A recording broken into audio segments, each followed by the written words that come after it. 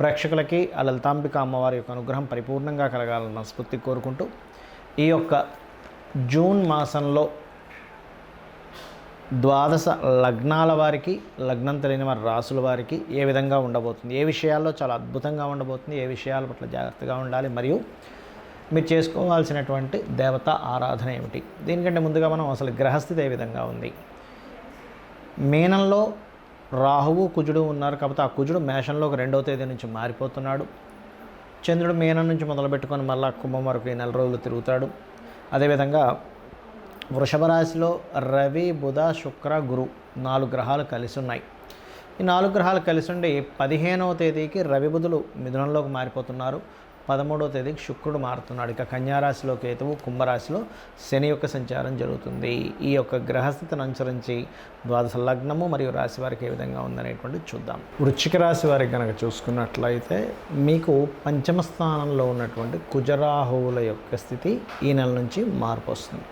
కాబట్టి ఫ్రెండ్స్తో కానీ, షేర్ మార్కెట్ విషయాల్లో కానీ, ఏదైనా ప్రేమ వ్యవహారాలకు సంబంధించినటువంటి విషయాల్లో కానీ, అదేవిధంగా మీరు తీసుకున్న నిర్ణయాల విషయాల్లో కానీ, గతంలో జరిగిన తప్పిదాలు కావచ్చు, గతంలో తీసుకున్న తొందరపాటు నిర్ణయాల వల్ల వచ్చినటువంటి ఇబ్బందులు కావచ్చు, అవన్నీ క్లియర్ అవుతాయి. కాకపోతే ఇక్కడ లగ్నాధిపతి ఎప్పుడైతే మీకు 6లో ఉంటాడో, ఇది కొంతవరకు కాంపిటేటివ్ రిలేటెడ్, శత్రువుపై జయానికి, వీటన్నిటికీ చాలా బాగుంటుంది, మరి ఎటువంటి సందేహం లేదు.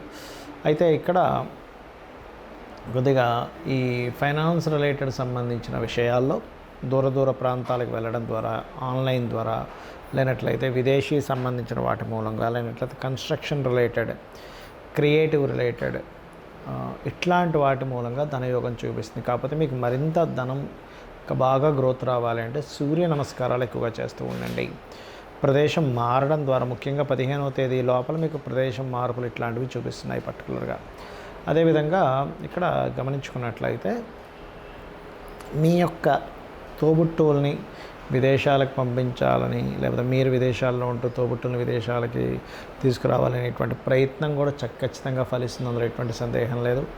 కాకపోతే కొద్దిగా ఈ 6లో ఎప్పుడైతే కుజుడున్నాడో 6th హౌస్ అది ఓన్ హౌస్ అయినప్పటికీ అగ్రెసివ్ స్థానంలో, అంటే గొడవలకి స్థానము, కాంపిటీషన్ స్థానంలో ఉన్నాడు. కాబట్టి పాజిటివ్ ఫలితం ఏమిటి అంటే, ఇక్కడ మీరు ఏదైతే కాంపిటేటివ్గా వెళ్తారో ఆ యొక్క విషయంలో ఖచ్చితంగా గెలుపు ఉంటుంది.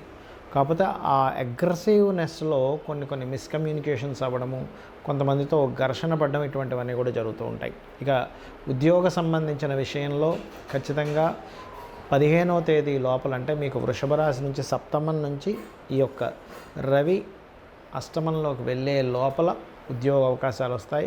అష్టమంలోకి వెళ్ళినప్పుడు మాత్రం కొంచెం అధికారులతో, మీ పై అధికారులతో కొంతవరకు ఘర్షణ వాతావరణం చూపిస్తుంది.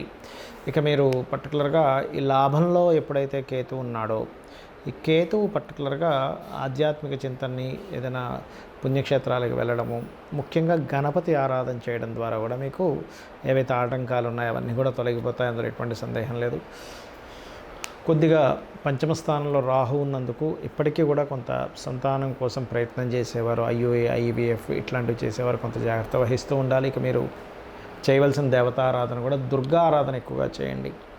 మరియు గోవుకి బెల్లము 4 ఉండలుగా చేసి గోవులకు బెల్లం తినిపించడం కానీ, పితృదేవత ఆరాధన అమావాస్యలో ప్రత్యేకంగా మీరు స్వయం పాకం ఇవ్వడం కానీ ఇవి చేయండి. ఇవి చేస్తూ ఉన్నట్లయితే ఖచ్చితంగా బాగుంటుంది. నవగ్రహాల్లో ప్రత్యేకంగా మీరు రాహు, కేతు గ్రహాల దగ్గర దీపారాధన చేయండి, అన్ని విధాలా బాగుంటుంది.